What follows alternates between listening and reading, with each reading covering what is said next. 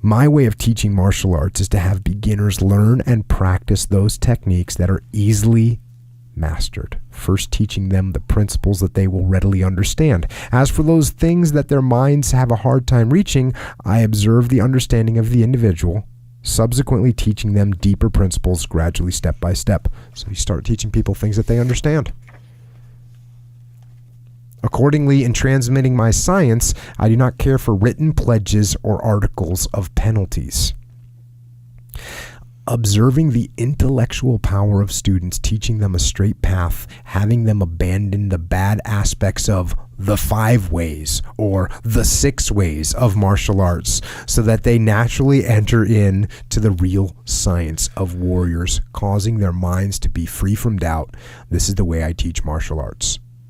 Thorough training and practice are necessary. So this reminds me of all the clickbait articles that are out there that say, in fact, we made a funny video that said the one thing you need to do to change, and it was right. It's clickbait, because you see those all the time. Yeah. I was looking at a website the other day, or a social media feed the other day from one of those websites.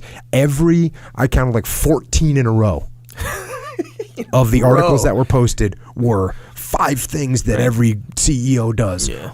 The list. 7 steps to this, and 4, because those are just clickbait. People are like, oh, cool, that's cool. They've broken it down into 4 things I can easily understand. Yeah. I'm going to click on that. Let's do it.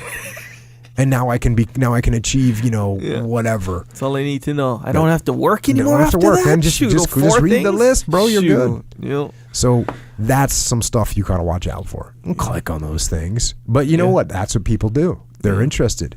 7 ways a Navy SEAL, blah blah blah. They did that. They've done that with some of mine. They took the dichotomy of leadership, and they made it into an article. It's like 12 things every leader, Navy SEALs, 12 things every leader needs to, characteristics or something like that. They broke it down like that. They've done that with actually quite a few things that we've done. They've changed it from, the dichotomy of leadership, which is a concept, right? It's a concept, and there are some examples of the concept, but that's the one that they turned into like a cartoon, where they got me in all these weird different outfits.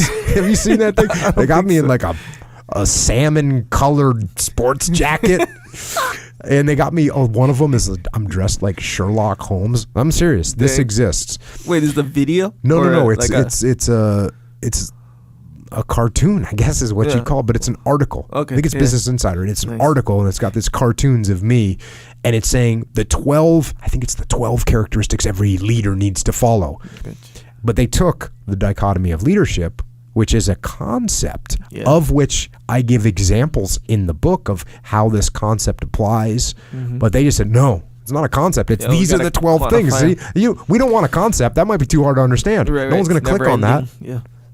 Got to click on those things.